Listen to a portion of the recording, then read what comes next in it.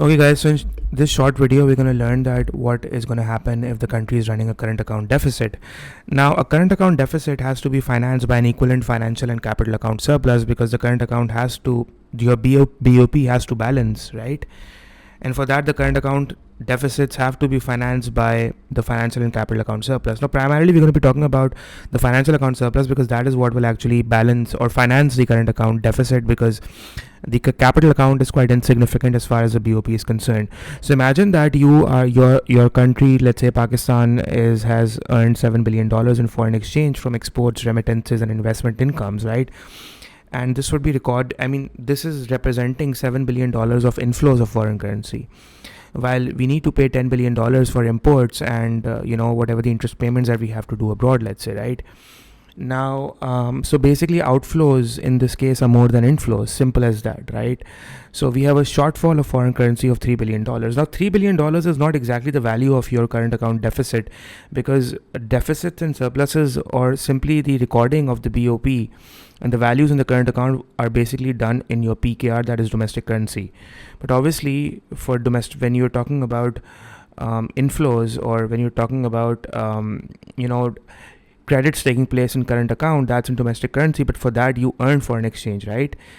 And similarly, while debits, that is whatever amount is going out for the, from your country to pay for those imports, although you're using PKR, and PKR would be used as debits in BOP, but obviously the PKR has to be converted to USD, that is foreign currency, and for that foreign currency would be moving out of the country, right? So in that context we're talking about. So there's a shortfall of $3 billion, and you can't just print foreign currency now. You need foreign currency to pay for that, right?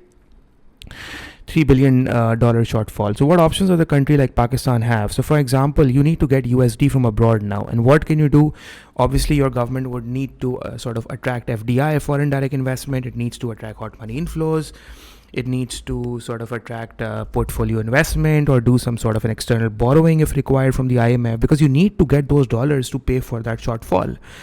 And that is why, and if all this happens, because all of this would be recorded as a credit in your financial account, and that's why we say that this would basically finance your current account deficit through a financial account surplus, because getting FDI, attracting hot money inflows, or maybe external borrowing, all of this would be recorded as a credit in your financial account, right? And will result into those shortfall of dollars. That is why we say that the current account deficit has to be financed by a financial account surplus, because you need to bring in that foreign currency through a financial account surplus to cover up the gap in the current account, right? So, or the second option that we have is that we could use our foreign currency reserves, right?